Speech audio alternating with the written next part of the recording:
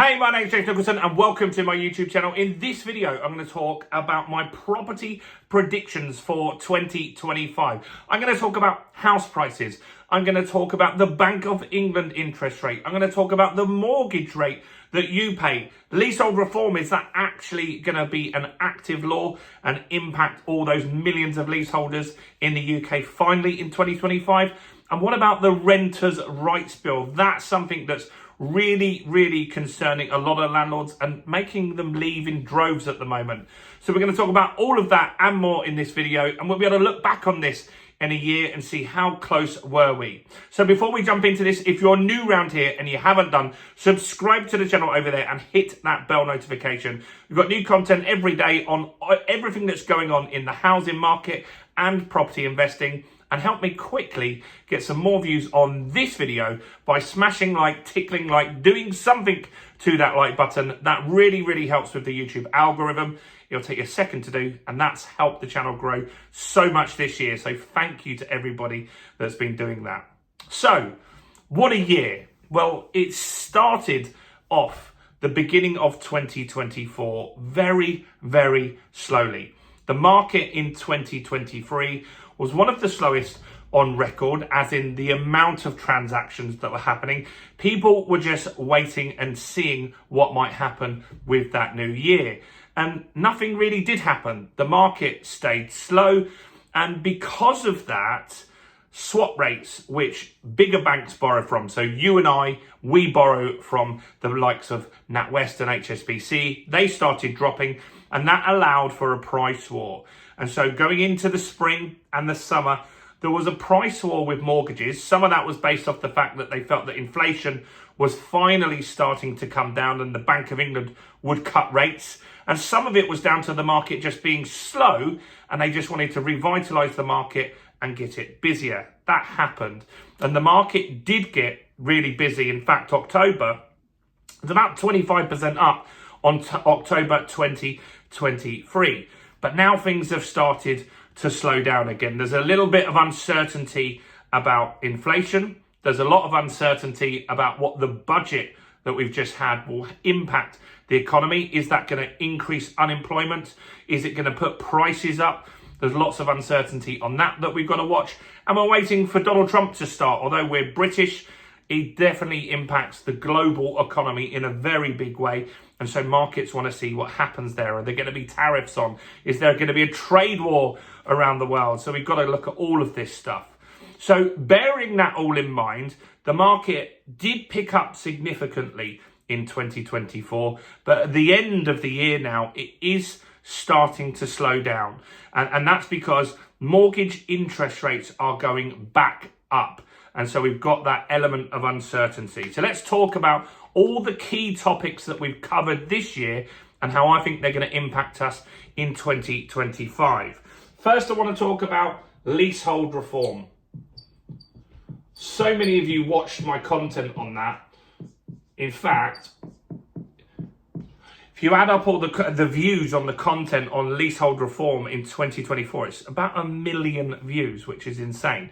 One video alone had 250,000 views. So thanks to everyone that watched that. Maybe that's how you found the channel. So the Leasehold Reform Act passed this year in the wash-up period between the Conservatives and Labour starting. And since then, nothing has really happened. Labour had a big bold promise that they would abolish leaseholds in the first 100 days. That got walked back very quickly. And they've said, we will have something that's even better than the Leasehold Reform Act. So this is a law that's passed. It now needs to be worked on to get the finer intricacies. And the Conveyancers Association, I can't remember what it's exactly called, there was a big conveyancers meeting. They said they think that this is going to take years still to get ironed out, how much the marriage value is and all of that kind of stuff. So I think that in 2025, nothing will change on that, unfortunately. I think that isn't going to happen.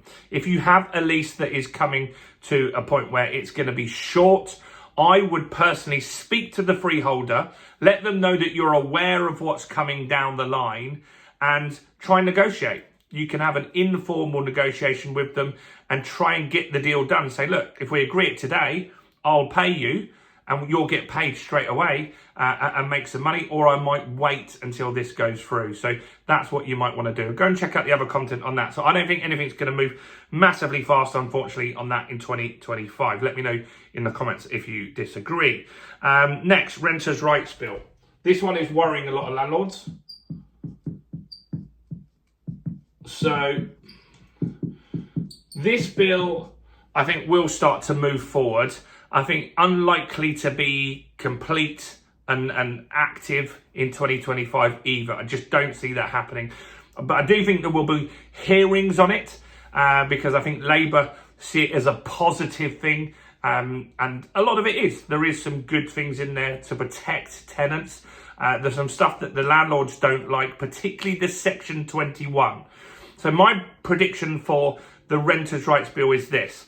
I believe that there'll be multiple hearings and it will move through Parliament in 2025, but it won't complete. So it won't be an active law. I also think either two things are going to happen. One is they will not abolish Section 21 and they'll cite that the courts are not ready for that. That's one option.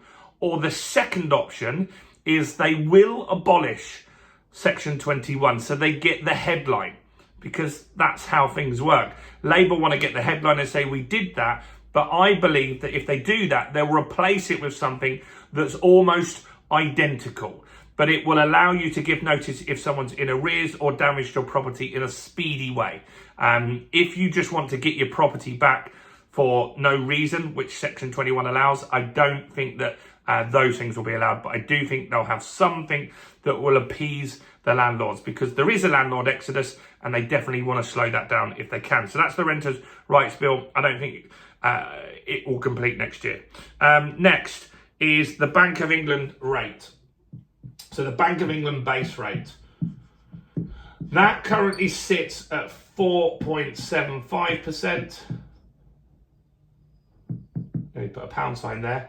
I think that will drop to 4% in 2025. I think it would have got to 3.5%, but Labour's budget is definitely doing some stuff to inflation. It is pushing up high national insurance, high minimum wage. All the supermarkets have said they're going to be putting up the prices. So I don't think the inflation is going to dissipate as quickly as we expect. And that will just mean that the Bank of England will cut rates in 2025, but slower than you might have hoped.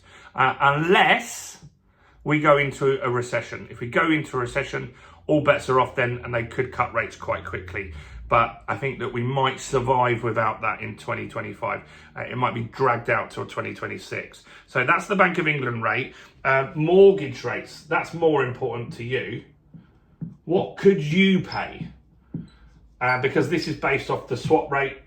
Mortgage rates can be lower than base rate because they might be borrowing at a lower rate. And also they have fees on top, which is another way they hide the money that they're making in that. So we had rates this summer, the lowest was 3.49%. And I'm going to say that I believe that you will get sub 4% rates again. We had about 15 lenders that went sub 4%. Now there's none, unless you get one that's got a crazy high fee. But I believe that you'll get back to sub 4%. I think you're not going to get much better than that. So if you're holding out thinking, hey, rates are going to go down to 2%, 3%, I don't think they are. I think you might get 3.9%. And that's just to get the headline that rates are sub 4%. I think that will happen at the back end of the year, though. I think nothing will really change until March, because until March, we've got the lowest stamp duty. And so I think the market will be fairly busy just with transactions trying to get done and complete before that stamp duty holiday expires. So that will keep the market moving. Then it will go really quiet. And I think to get the market going again, you will see a bit more competition with mortgage rates. So I predict sub 4% from around about September 25 is when I reckon you'll get there. Next, house prices. So house prices, there's places that are expecting house prices to go up around 3% this year. I think it'll be slightly less, but it won't make much difference. 2%. So in real terms, if inflation goes back up to 3%, that will be a kind of loss, really, because the value of the pound will have dropped. I think you'll get around about a 2%, and I think a lot of that will be in the early months of next year, January, February, March. I think you'll see the house price increases, and then it'll be a fairly flat market for the rest of the year, even maybe dropping off a little bit at the end of 2025. So that's where I think things are going. I don't think it's going to be the most exciting boom or bust. I think it's a fairly stable market. If you're investing and you want to buy a property, or you want to buy a property to live in for yourself, maybe you're a first-time buyer or you're moving, I think the market's fine to do that. I think you're not going to see much benefit holding out for ultra low interest rates. I don't think that's going to happen. I don't think you're going to hold out for a crash in the market either. I think you could make good informed decisions. I think there will be some sellers that just need to sell, so there will be some good offers on the market. And I would always recommend that you buy a property that you can add value to. Maybe somewhere that needs some work, or you can add an extension, or you can go up into the loft. Doing that builds a little bit of extra equity into that property and just protects you should there be a shift in the market. Let me know your thoughts, questions, opinions, observations. What's your predictions? Let me know. You guys are very, very vocal in the comments, and I want to hear it, especially in this video. What are your predictions for 2025? Do comment below, and we can come back and check in a year, can't we, and see how close we all were. Do smash like, do subscribe, and check out all the other content on my channel, including this video right here.